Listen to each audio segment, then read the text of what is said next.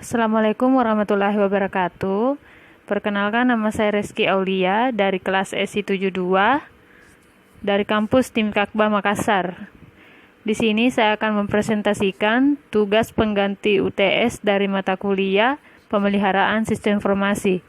Adapun judul pembahasan saya yaitu Tinjauan Umum Pengembangan Sistem. Pembahasan pertama, pengertian pengembangan sistem. Pengembangan sistem yaitu menyusun suatu sistem yang baru untuk menggantikan sistem yang lama secara keseluruhan atau memperbaiki sistem yang ada.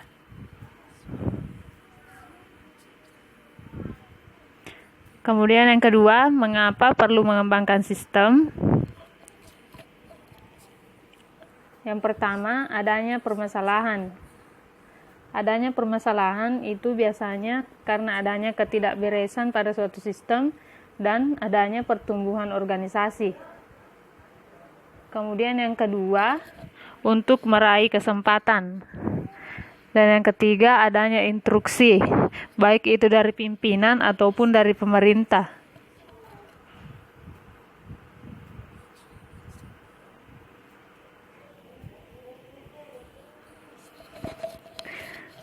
Selanjutnya, ada harapan dari sistem yang baru. Di sini ada features. Yang pertama ada performance atau kinerja. Kemudian ada information atau informasi. Kemudian yang ketiga ekonomi. Yang keempat ada kontrol. Yang kelima ada efisiensi. Dan yang terakhir ada service. Pembahasan kedua, prinsip pengembangan sistem. Yang pertama ada sistem untuk manajemen, yang kedua investasi modal yang besar, yang ketiga memerlukan orang yang terdidik, yang keempat tahapan kerja dan tugas-tugas yang harus dilakukan, yang kelima proses pengembangan tidak harus urut, dan yang terakhir jangan takut membatalkan proyek.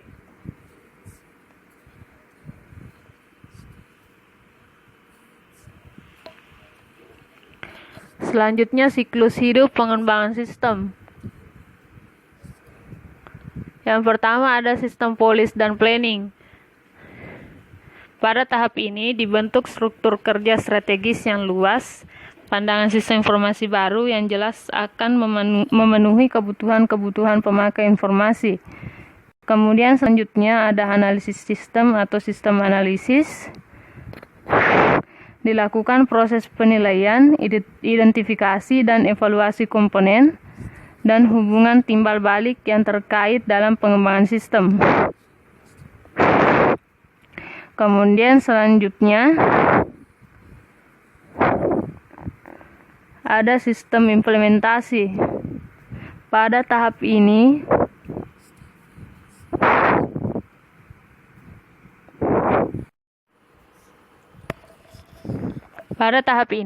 sistem siap untuk dibuat dan diinstalasi. Beberapa tugas harus dikoordinasi dan dilaksanakan untuk implementasi sistem baru.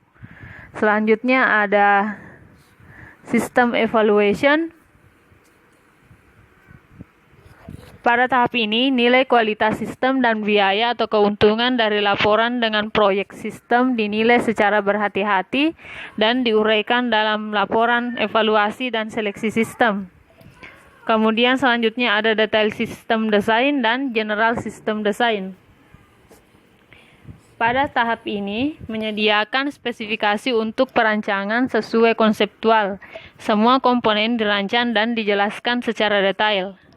Kemudian yang terakhir ada sistem manajemen dan operation. Pada tahap ini dibentuk alternatif perancangan konseptual untuk perluasan pandangan kebutuhan pemakai.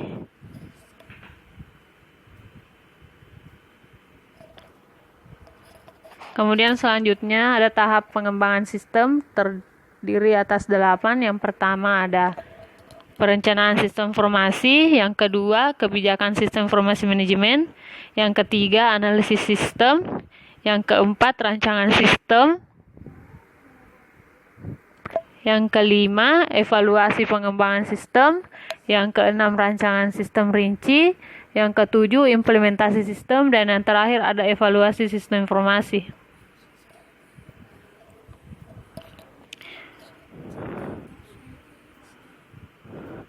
Selanjutnya, kebijakan sistem informasi. Yang pertama, ditetapkan oleh manajemen puncak untuk meraih peluang. Yang kedua, dibantu tim pengarah. Dan yang terakhir, bersifat proaktif.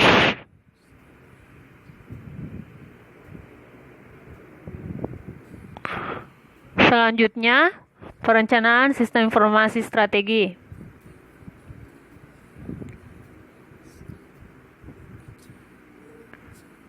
Yang pertama ada falsafah. Di situ terdapat dua, ada operational defensive weapon versus strategic offensive weapon. Kemudian selanjutnya ada langkah. Langkah di sini terdiri atas 6. Yang pertama, tujuan dan strategi PT. Yang kedua, mendefinisikan proyek sistem. Yang ketiga, menetapkan prioritas sistem. Yang keempat, keputusan dari manajemen. Yang kelima, penunjukan tim pelaksana. Dan yang terakhir, menilai kelayakan proyek. Kemudian yang terakhir ada perencana meliputi rektorat atau pihak manajemen. Yang kedua ada sivitas akademik atau user. Kemudian yang terakhir ada staf ahli teknologi informasi. Selanjutnya ada prototype.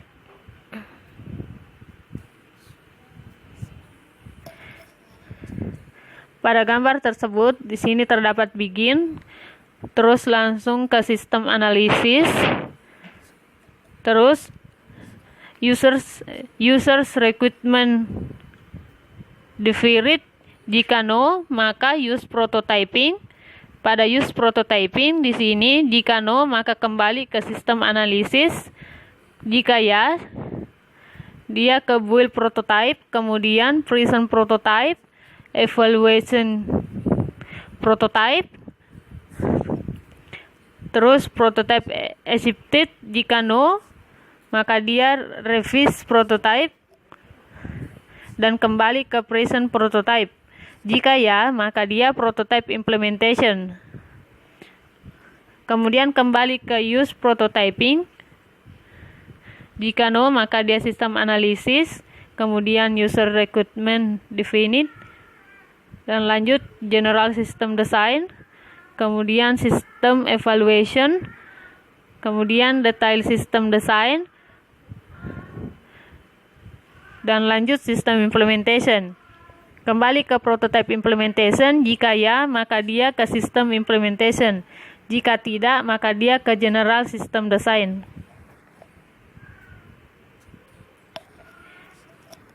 Lanjut ke pembahasan ketiga.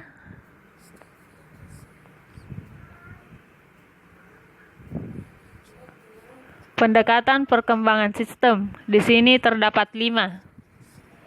Yang pertama, klasik versus terstruktur. Yang kedua, sepotong versus sistem. Yang ketiga, bawah naik versus atas turun. Yang keempat, sistem menyeluruh versus modular. Dan yang terakhir, lompatan jauh versus berkembang.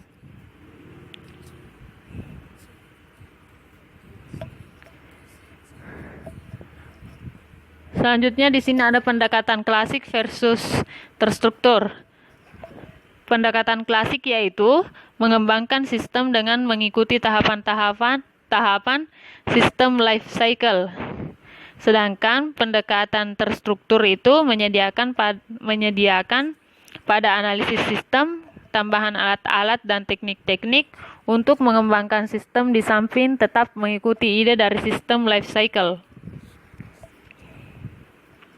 Selanjutnya, ada pendekatan sepotong versus sistem. Pendekatan sepotong yaitu pendekatan pengembangan sistem yang menekankan pada suatu kegiatan atau aplikasi tertentu saja, tanpa memperlihatkan posisi dan sasaran keseluruhan organisasi. Sedangkan pendekatan sistem, yaitu memperlihatkan sistem informasi sebagai satu kesatuan terintegrasi untuk masing-masing kegiatan atau aplikasinya.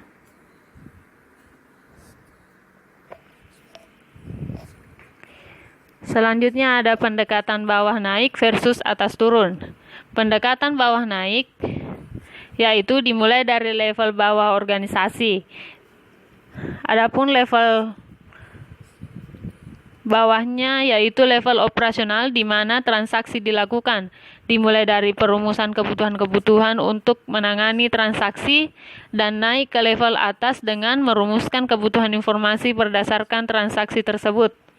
Yang kedua ada pendekatan atas turun, dimulai dari level atas organisasi yaitu level perencanaan strategis.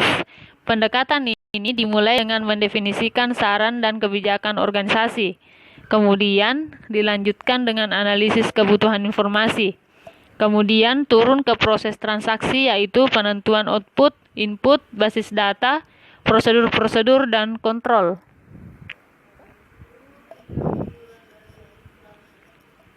Selanjutnya ada pendekatan sistem menyeluruh versus modular. Pendekatan sistem menyeluruh merupakan pendekatan yang mengembangkan sistem serentak secara menyeluruh. Yang kedua ada modular, yaitu berusaha memecah sistem yang rumit menjadi bagian atau modul yang sederhana, sehingga sistem akan lebih mudah dipahami dan dikembangkan. Selanjutnya yaitu pendekatan sistem lompatan jauh versus berkembang. Pendekatan sistem lompatan jauh menerapkan perubahan menyeluruh secara serentak menggunakan teknologi canggih, memiliki risiko yang besar karena kecepatan perubahan teknologi. Sedangkan pendekatan berkembang merupakan teknologi canggih hanya untuk aplikasi-aplikasi yang memerlukannya saja pada saat itu dan hanya akan dikembangkan pada periode berikutnya dan disesuaikan dengan kebutuhan.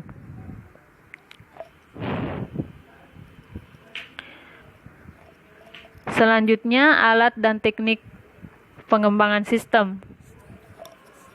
Yang pertama itu HIPO atau Hierarchy plus Input Process Output. Yang kedua ada Data Flow Diagram. Yang ketiga struktur chart. Yang keempat struktur analisis dan desain teknik atau SADT. Yang kelima ada Warnir atau OR diagram. Yang terakhir ada Jackson diagram.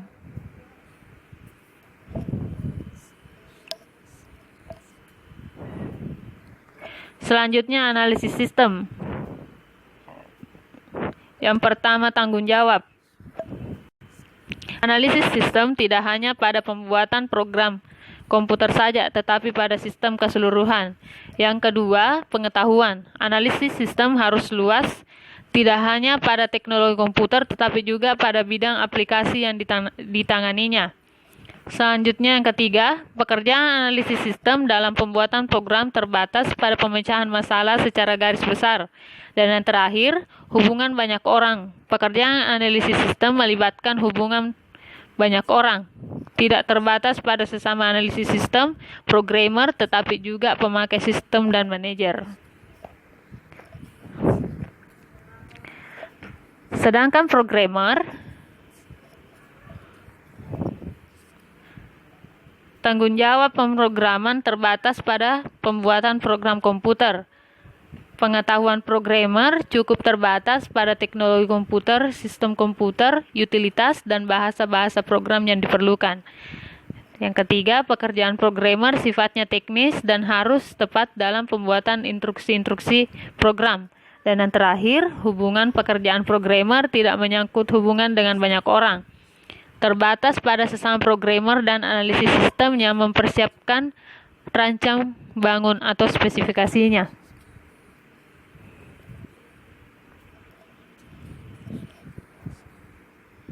Selanjutnya, pengetahuan dan keahlian sistem. Yang pertama, pengetahuan dan keahlian teknik pengolahan data, teknologi komputer, dan pemrograman komputer. Yang kedua, pengetahuan tentang bisnis secara umum. Yang ketiga, pengetahuan tentang metode kuantitatif.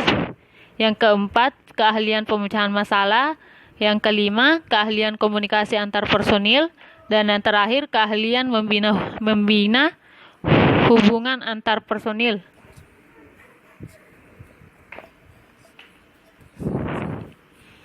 Selanjutnya ada tim pengembangan sistem.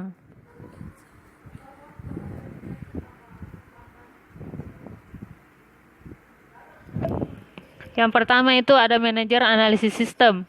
Manajer analisis sistem disebut juga sebagai koordinator proyek dan mempunyai tugas dan tanggung jawab.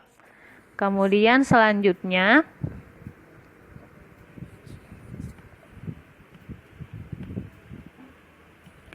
ada ketua analisis sistem atau leader sistem analisis. Ketua analisis sistem biasanya menjabat sebagai wakil dari manajer analisis sistem. Tugasnya adalah membantu tugas dari manajer analisis sistem dan mewakilinya bila manajer analisis sistem berhalangan. Terus yang ketiga ada analisis sistem senior.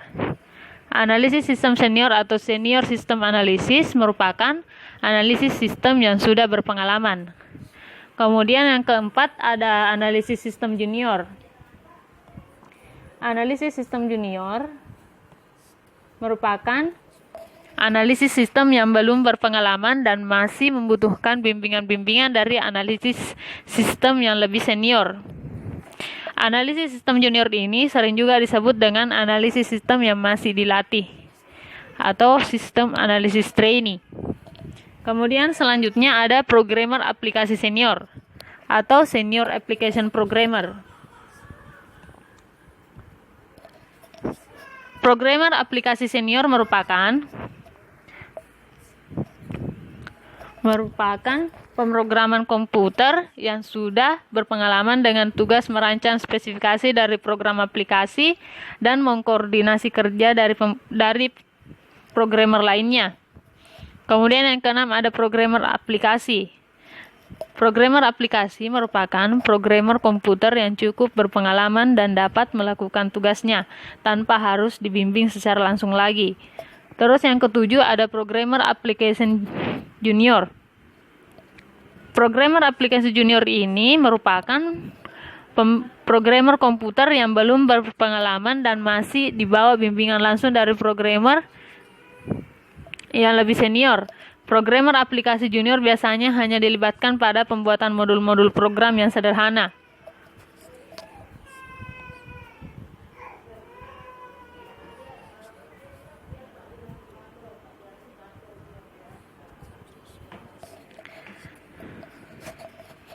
Itulah tadi presentasi dari saya. Mohon maaf bila ada kesalahan kata. Wabillahi taufiq wal hidayah. Wassalamualaikum warahmatullahi wabarakatuh.